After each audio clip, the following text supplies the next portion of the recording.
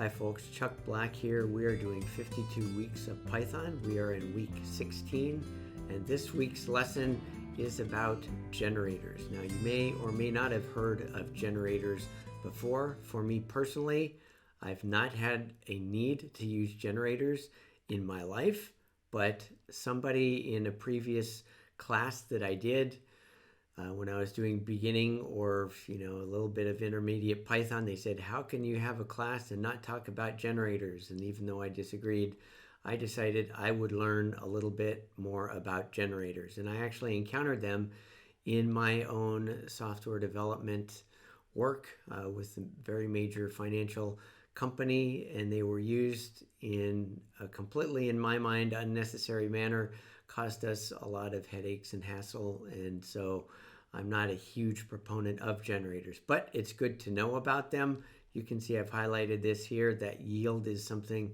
that's going to be important that you're going to learn about.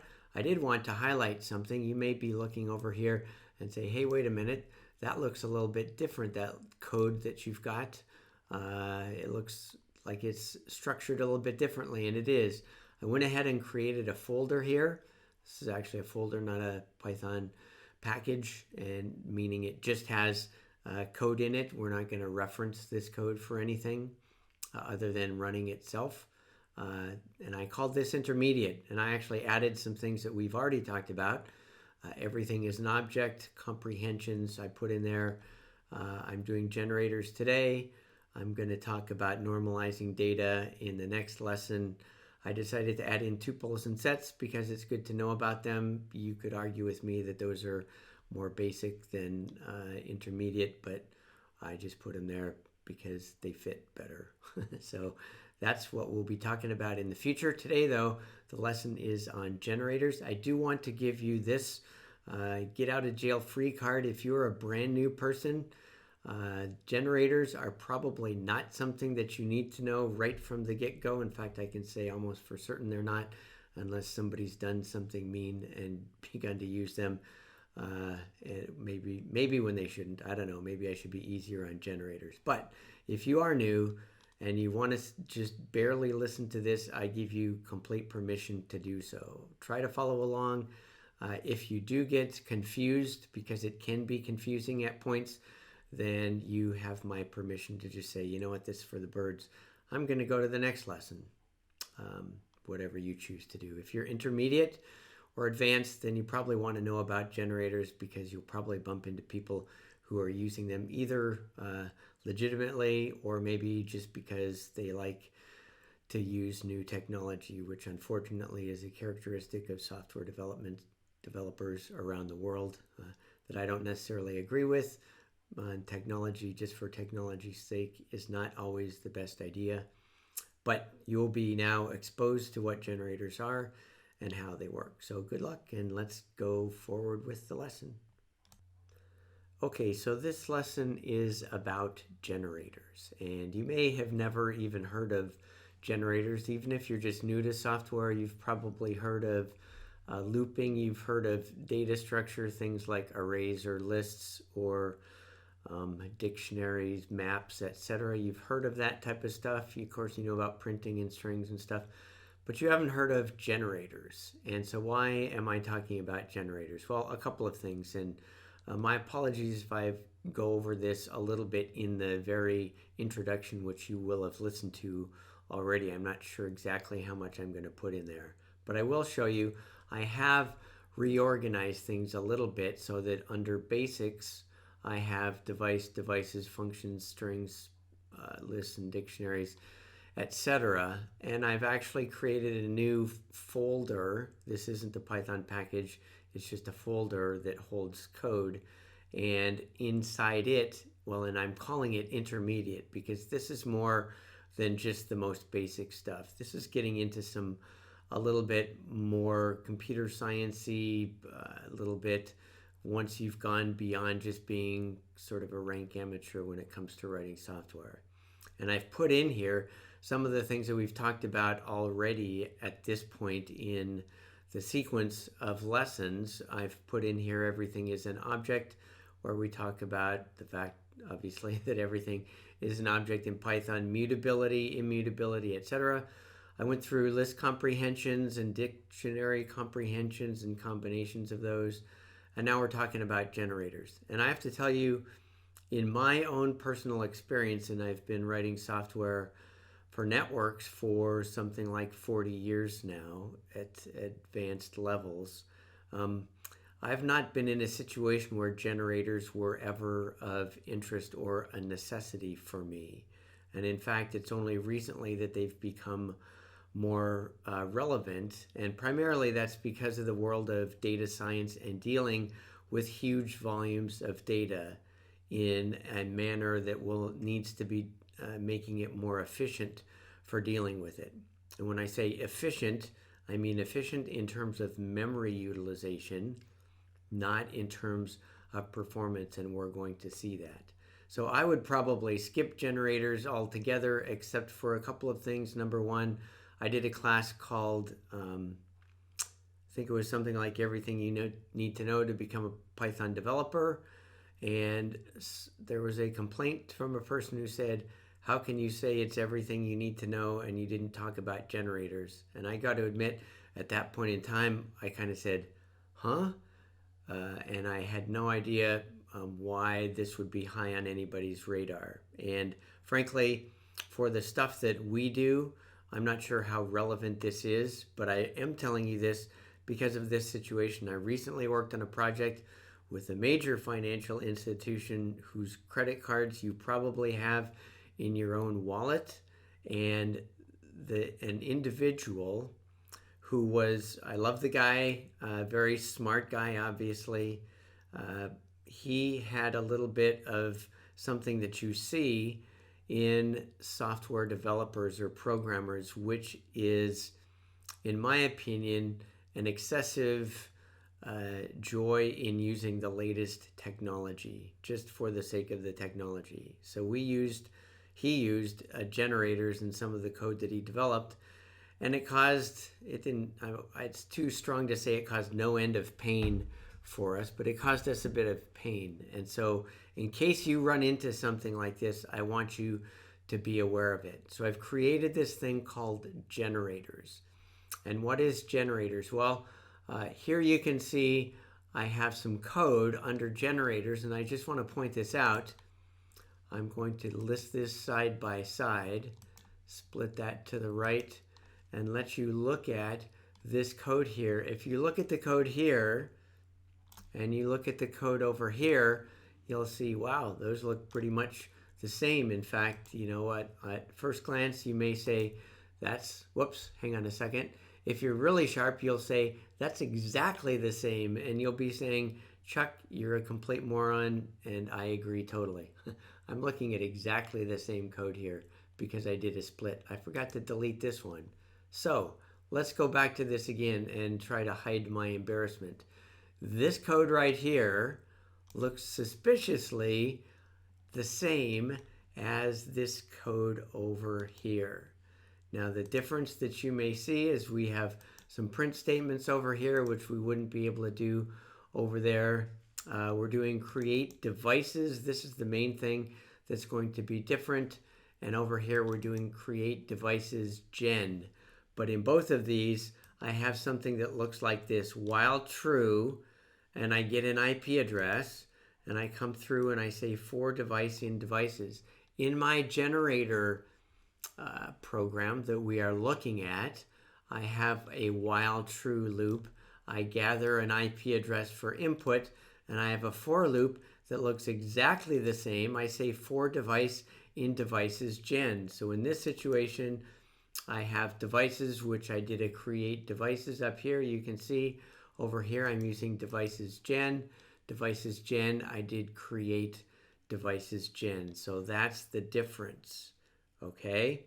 So let's look at create devices gen. I'm going to get rid of this, and we'll return to here. And so this is what this code is doing. I'm going to do my control B. That takes me directly to create utils, where I created this function called create devices gen. Now, before we look too much into that, what happens at the end or when we exit functions quite often? What do you see? I'm giving you a clue. You have a blank statement. If I was giving you a test, I would have a blank underline, and you would be filling it in with the word a return statement. So in this situation, I'm returning the entire network when I say create network. And here when I say create devices, I'm returning all the devices I created. And in this one, create device, I am returning the device, okay? So the more relevant would be returning a list of devices here, or this network, which happens to be a nested data structure here.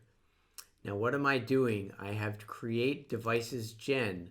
The analogous function is create devices right here. Create devices, I create the list of devices. At the very end, I do a return. Do you see that? This is, I call create devices.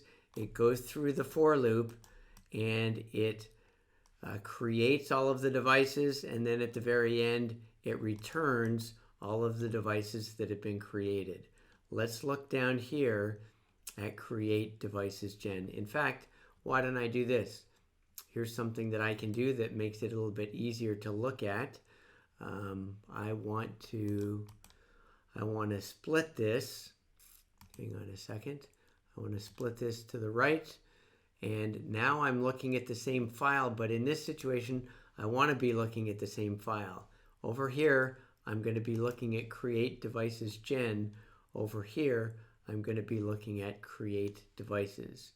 So let's see if we can make this so that you can kind of see what's going on.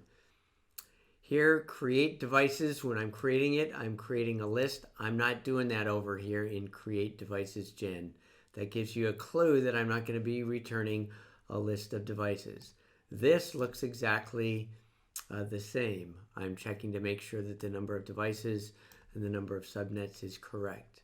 I print out this thing, beginning device creation. I haven't changed that. And so now what I end up doing is I have two nested for loops. So I have, actually, I guess this would be one nested for loop, because I have a for loop, and inside that is another for loop. And the same thing over here. For loop, for loop. Now what happens after I've done create device in my create device utils? I append it to my list. Do you see that?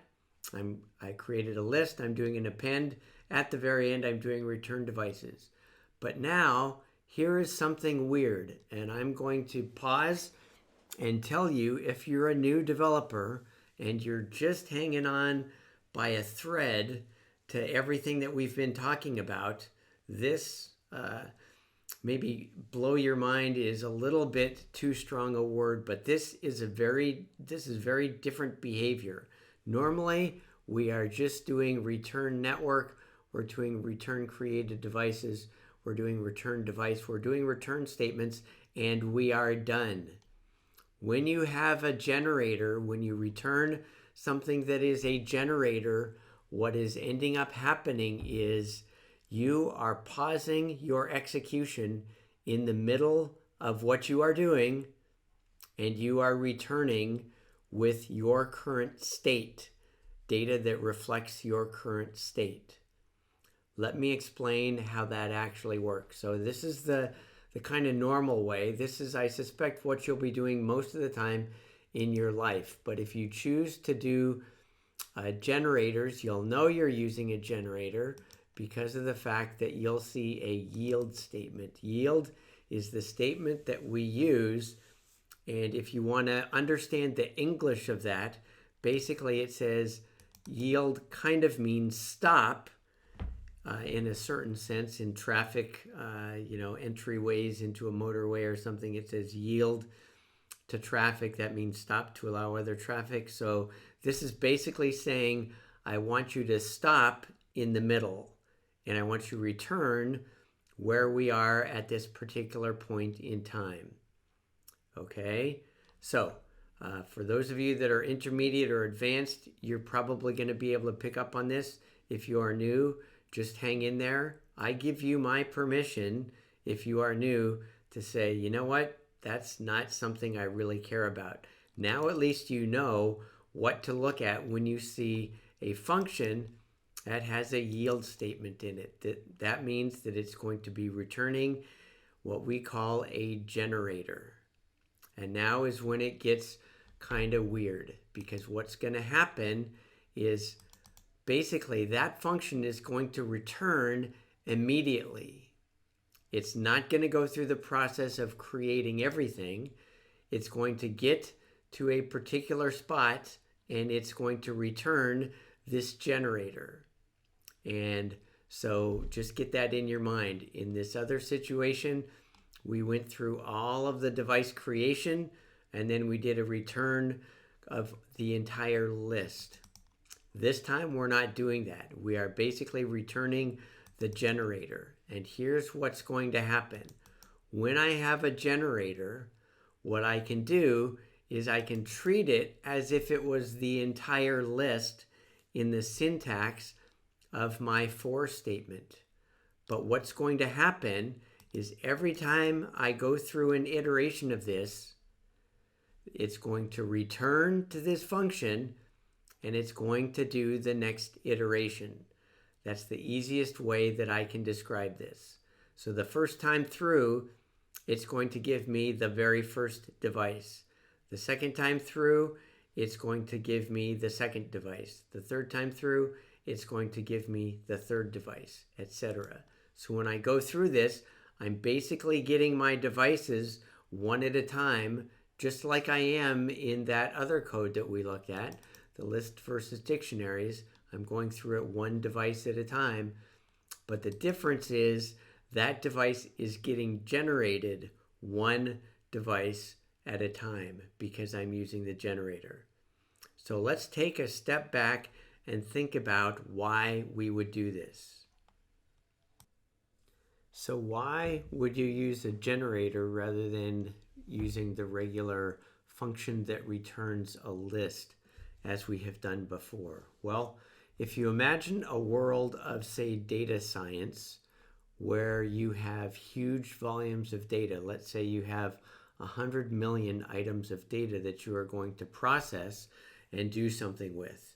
If you go and request that data and it returns to you 100 million of these items, if those items are of any significant size, then number one, it may take extremely long for you to get that data back.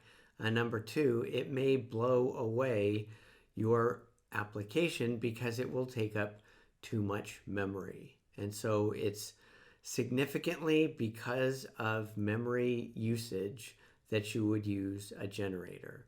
What we're going to see when I begin to execute this, as we're going to see that not only is it slower, but it introduces problems. And you may be looking at this example and saying, only a moron would be using a generator for what you're demonstrating here. And I would say, first of all, I agree totally, and I would confess to being a moron at least part of the time.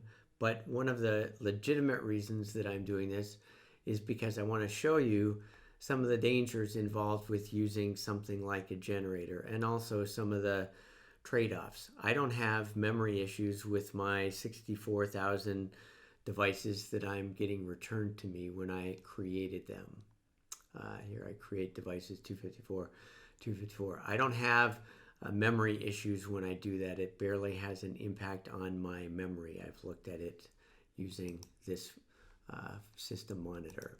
So I know that I would not be normally needing to do this, but I just wanted to show you what it's going to take in order to search for something, and then also how you may end up with problems that you didn't anticipate. And in order to do that, I'm going to actually run this, and then we will see what I'm talking about. Now, I'm running this generator's program. Let me move this over to the top. So let's see, right top.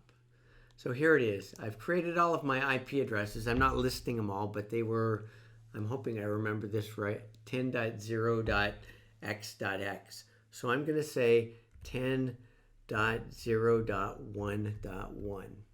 And I'm going to let it find this, and it's going to find it, just so you know, it's going to find it both searching using the generator, and then it's going to find it using a dictionary, and it's going to compare the times.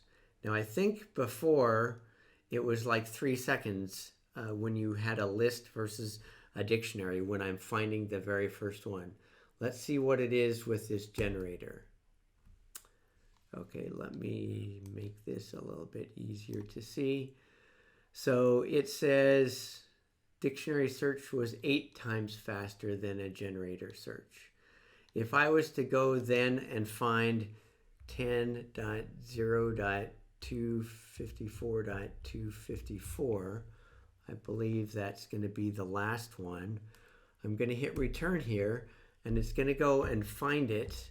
And if you recall from lists versus dictionaries, it was 3,000 times slower. It fluctuated between like 28 and 3,800 times slower.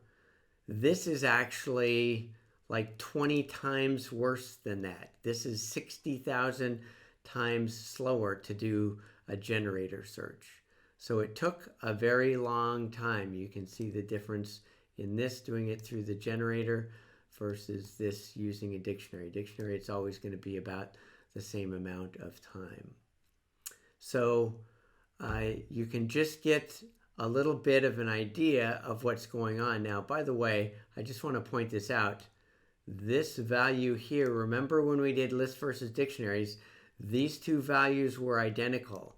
They're not identical here because we've generated them entirely separately. Remember when we did lists versus dictionaries, we created the entire list of items, and then we had dictionary that pointed at those items. When we did a create devices, we actually had a dictionary, and the dictionary pointed at exactly the same thing, so these IDs would be the same. We're not doing that here. The IDs are actually different, so that's neither here nor there. But I just did want to point that out to you in case you looked at that, as I did just this moment, and said, wait a minute, those aren't the same. And it's true that they aren't the same. They're not supposed to be the same because we're doing it through a generator. And actually, what you will find, let's look a little bit further. I'm noticing more flaws in what I've done.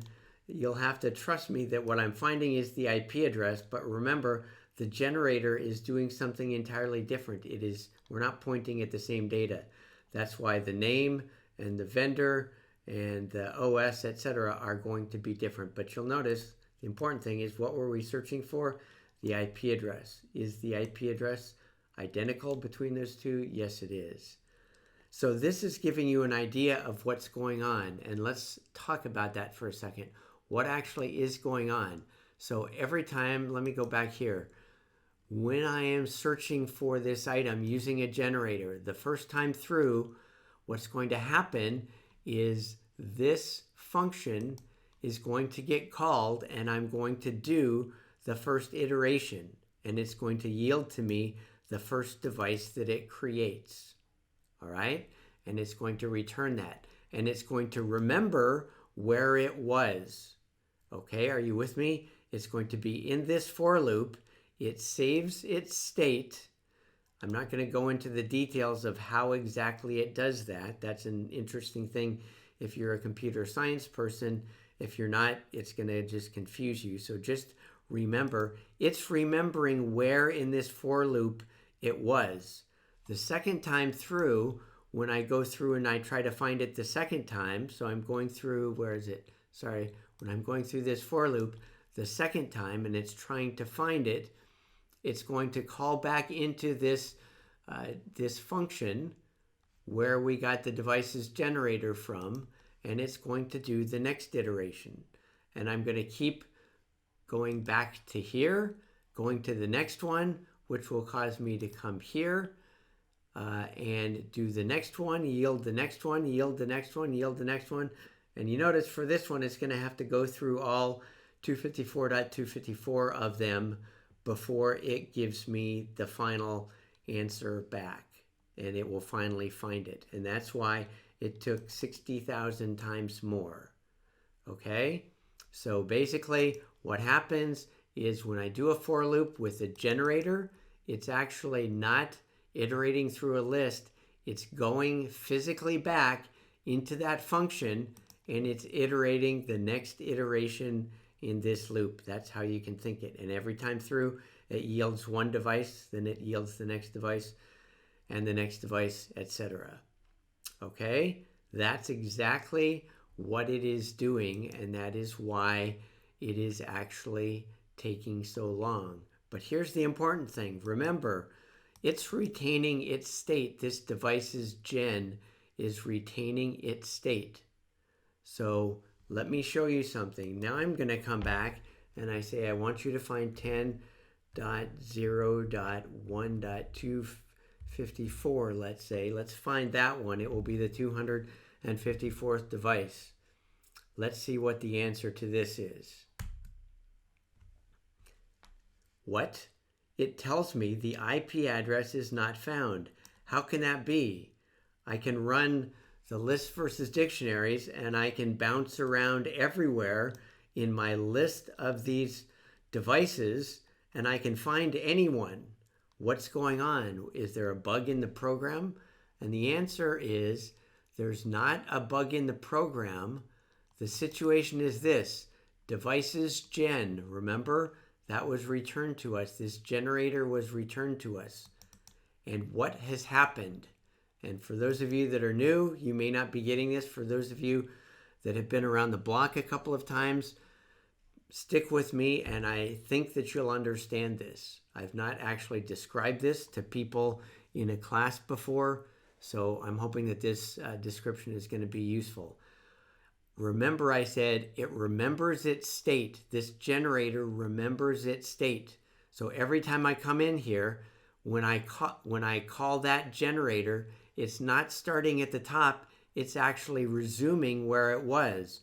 Where was it? It was in this for loop. It's going through this for loop. Okay, every time I re-enter this code using the generator, every time I do this for and I reference this generator, when it comes in here, it resumes in this for loop exactly where it was. So it's going 1.1, 1.2, 1.3, 1.4, etc. And eventually, for the one that we did, that was 254.254, it got to 254.254 and it found it. That's good. And then it returned that value. Okay? But here's the problem. Remember, it remembers its state in this for loop. Where is it in this for loop?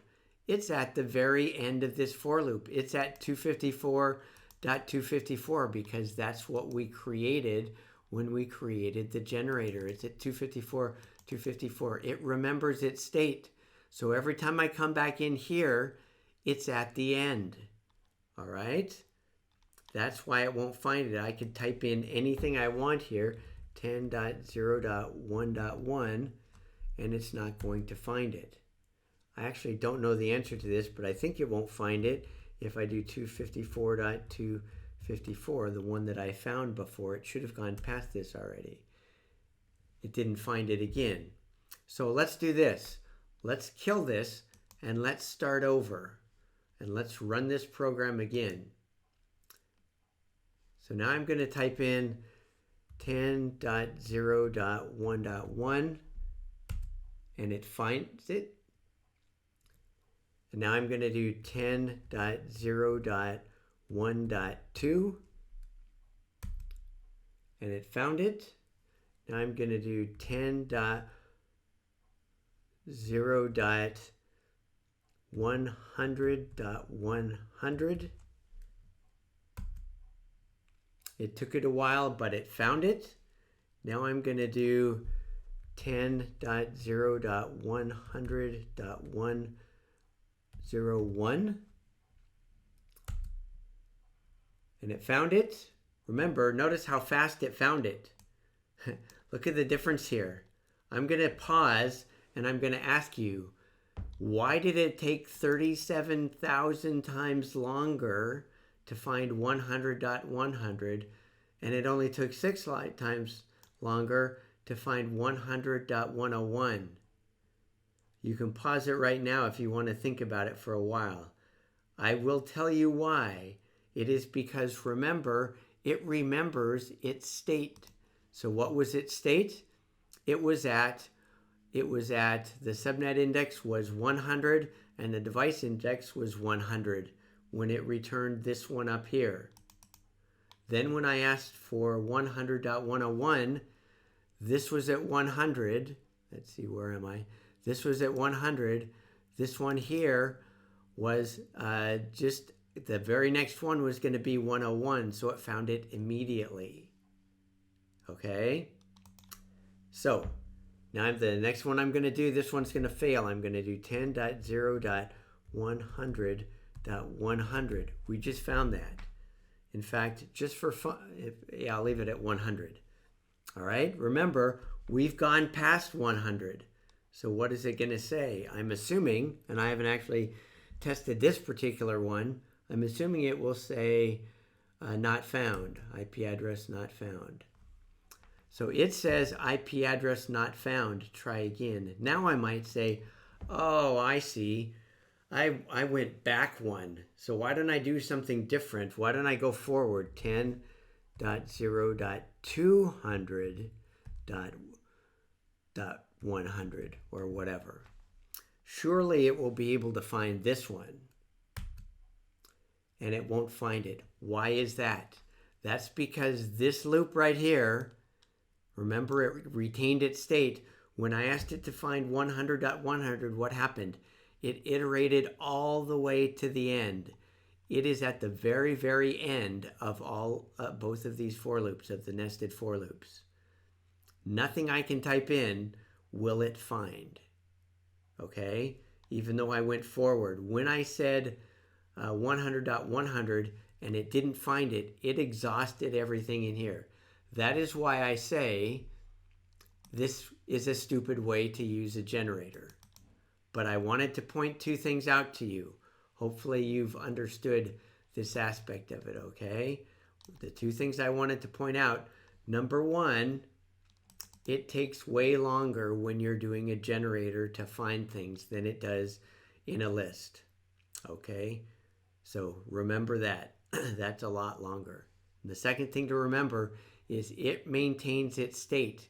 If you go back and you attempt to change, if you attempt to find something that it has already iterated through, so you change what you're searching for, you try to get at something that is earlier in the list, you're not going to be able to do that because it's made to iterate sequentially through the list, and it'll do that one time and one time alone. You need to reset it if you're not actually, if you want to go back over items in your list or lists that you've already exhausted.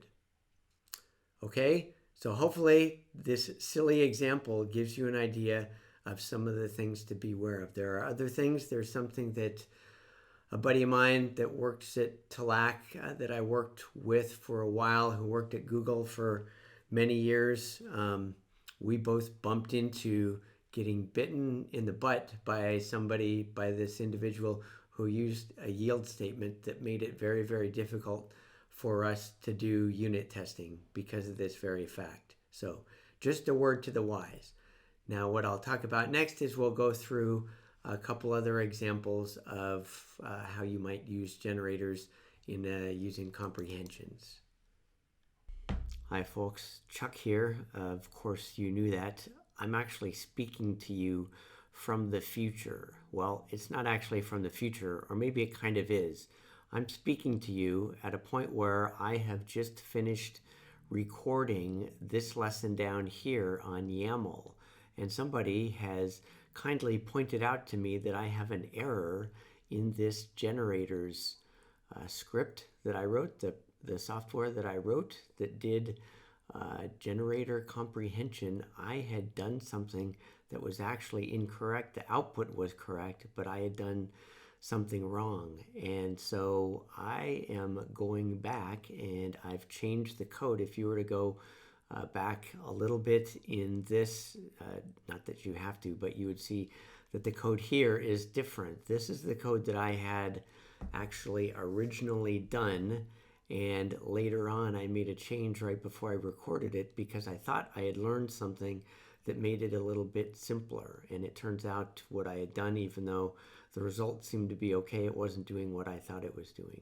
Sorry for the long explanation, but this is going to be my description of a corrected version of this, and hopefully, I'm not sure if it will make any more or less sense, but at least it will be correct. So let's get started with this little description here. So what I'm going to show you is a generator comprehension. Now, we've talked about list comprehensions, we've talked about dictionary comprehensions. You're familiar with the list comprehension. We've got on the right hand side of the equal sign these brackets with a for loop in the middle, and we know that we iterate through that thing, and we're going to apply this functionality to it, and then we're going to end up with a list with a bunch of data. And when you look down here, you're going to see this is the list with a bunch of data, and we're getting that out of this string that's right there. Now, what's different in this situation is this. Instead of doing a split of this and just doing a regular list comprehension, what we're going to do is we're going to create a generator, and we're going to create the generator by using generator comprehension. So here is my generator comprehension. What do you notice? You notice the round brackets, or as we say in the US, parentheses. And the stuff on the inside looks pretty much exactly the same as it does if this was a regular old list comprehension. But in this situation, because you know how generators work, what it's not doing is going through every single piece of it and returning a list. What it is doing is it is returning a generator, and that generator will then be used to create the list. So this is a generator comprehension. The result of this is going to be a generator that we call device gen. And this device gen is actually going to be what we're going to use to iterate through when we do our real live list comprehension. Now you may say, gee, that's a lot of work to go through just to do something that would have been simpler to do in a regular list comprehension. I could have just put this device string split right here as we've done before. And my answer to that is you're absolutely correct. It would have been a lot simpler. But what I wanted to do is show you one example anyway of a generator comprehension and how it might be used. Now I'm going to give you another example later on, but what you can see when we look down here is sure enough, this is exactly what we got in our earlier list comprehensions when we were doing that lesson on comprehension. So if you want to return a generator instead of a list, you can do that with a generator comprehension. And this is one way that we might use that. Now let's look at another situation, and this one breaks it out a little bit just in order to print it. So let's look here. This is, I say it's a more interesting generator comprehension. This one seems pretty interesting to me. I'm not sure why I called this more interesting, but maybe this is broken up. It makes it a little bit more interesting. Here I have something that looks like a list comprehension, but it's using these round brackets, so I know it is a generator comprehension. So what is it doing? Well, let's start from the inside and work our way out. Here is a for loop, and I'm going for I in range 1 to 25. That means I'm going to iterate with I being first the value 1, second the value 2, third the value 3, etc. That's my for loop. I'm going to iterate through these things. And for every iteration, what am I going to do? I'm going to return create device. Well, create device, that's the thing that's here in create utils. This is the same thing that I'm doing right here, create device. So I'm calling this function where I'm randomly generating a device. So I'm going to call create device, but because I've made this a generator comprehension, this for loop is not going to return a list of these things in the range, but rather it is going to one at a time go through this, and we are going to the result is going to be a generator rather than a list of these devices. I didn't explain that very well. Let me try to explain that again. The result of this, rather than being a list, which is what you would expect when you go through this, is going to be a generator. And so it's actually not doing anything until I begin to use devices gen. So it's like this is a function that is going to get called, and it's going to remember its state. I'm asking you to remember that it will remember the state that it's in when it goes through this for loop. So the first time through here, it's going to call create device on 1, 1, and then it's going to print it. And then the second time through this for loop, it's going to call devices gen, which is this generator, it will have the value of 2, 1, and it will generate the device, and then I'm going to print it out. And if I look down here, you're going to be able to see here are my generated devices from this generator. 10.0.1.1, 10.0.1.2, etc., all the way up to 25, up to 24, not inclusive. So we went from 1 to 25.